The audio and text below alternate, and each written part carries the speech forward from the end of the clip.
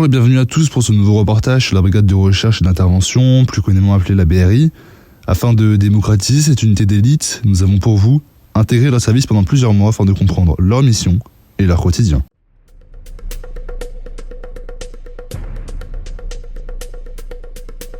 Paris, une ville aux apparences calmes, mais depuis quelques années les vols de marchandises explosent et les dossiers s'accumulent.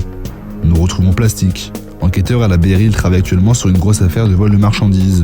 Une entreprise où les camions remplis de marchandises disparaissent mystérieusement, avec des employés séquestrés pendant les vols. Nous allons le suivre pendant plusieurs semaines sur un groupe organisé pour piller des camions de fret.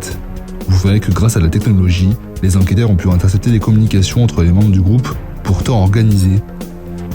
Enquête, filature, écoute téléphonique, surveillance, grand banditisme. Ce sont les missions principales de la BRI. La brigade de recherche et d'intervention est une unité d'élite de la police française, spécialisée dans les missions au risque et les interventions en situation de crise. Elle a été créée en 1964 par le ministre de l'Intérieur de l'époque, dans le but de lutter contre les bandes armées et les prises d'otages. De retour au commissariat, Plastic vient de recevoir un nouveau dossier. Nous avons reçu un nouveau dossier. Ça concerne les vols de fret dans les zones industrielles. Nous avons localisé un véhicule suspect sur zone. C'est un véhicule léger de marque Seat, de modèle Cupra et de couleur noire. Elle est immatriculée nul 7 séparatif Yankee Hector Alpha séparatif 5-9, déclaré volé. Une entreprise de transport de luxe touchée par de nombreux vols mystérieux. Des vêtements, du parfum, des bijoux. C'est ce qui attire des voleurs à prendre tous les risques, des fois en pleine matinée.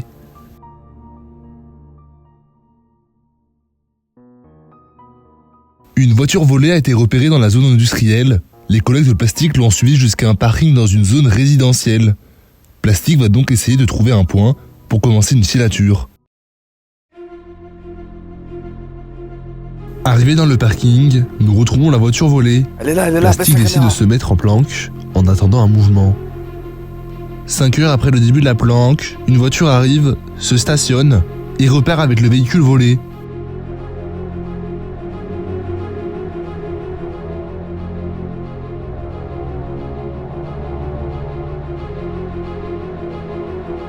Plastic demande à un de ses collègues de vérifier la plaque d'immatriculation du véhicule avec lequel l'individu est arrivé. La réponse ne se fait pas attendre. L'individu est bien connu des services de police pour des faits similaires. Nous commençons la filature, le véhicule est suivi pendant plusieurs kilomètres. Nous arrivons dans une zone industrielle, le véhicule se met sur le bas-côté devant une sortie d'usine. Une deuxième personne est venue rejoindre le premier suspect. 20 minutes plus tard, un camion sort et la voiture commence à le suivre. Grâce à l'écoute téléphonique, Plastic sait que les individus sont simplement en repérage. Quelques minutes plus tard, ils arrêtent de suivre le camion et prennent la direction du nord de la ville. Après plus de 30 minutes de route, nous les observons en train de rentrer dans un espace reculé, sûrement un lieu de repli, une fois les délits commis.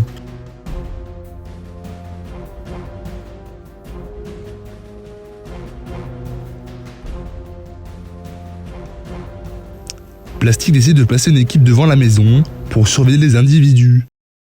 Une semaine plus tard, grâce à l'écoute téléphonique, Plastic sait que les individus vont passer à l'acte dans la matinée.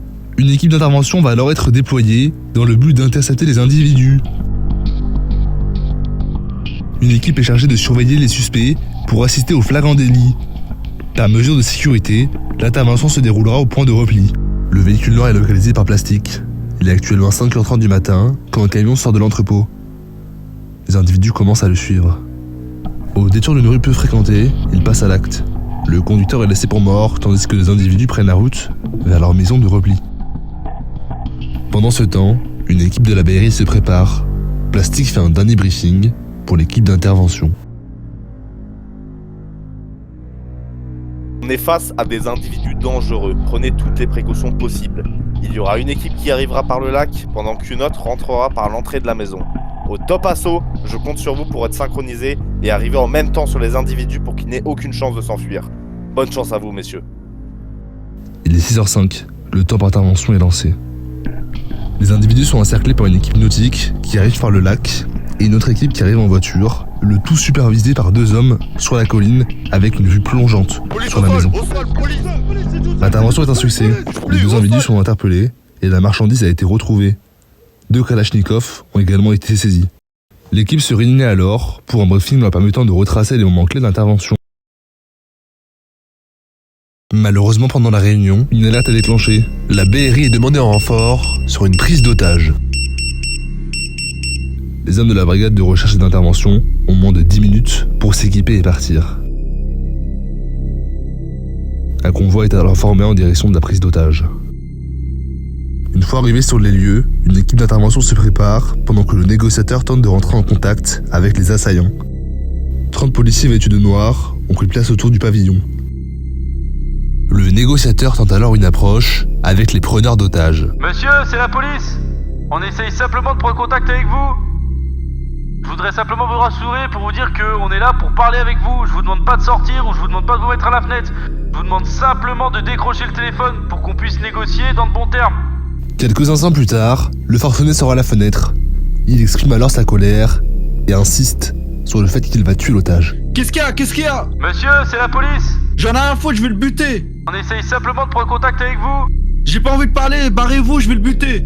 Au vu de la dangerosité et le refus de négociation, la décision est prise de lancer l'assaut. Une colonne avance devant la maison et prend place devant la porte.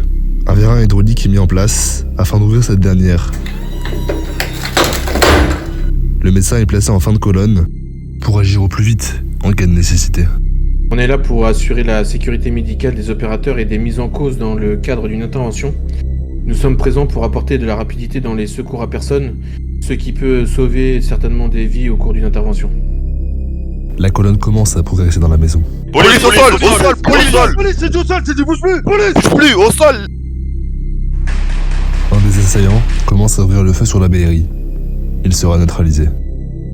À la fin de la progression, le deuxième assaillant sera interpellé et l'otage récupéré sain et sauf. C'est désormais la fin de ce reportage. On espère que vous avez pu comprendre l'émission et le quotidien d'un agent de la BRI et on se retrouve très bientôt pour un nouveau reportage.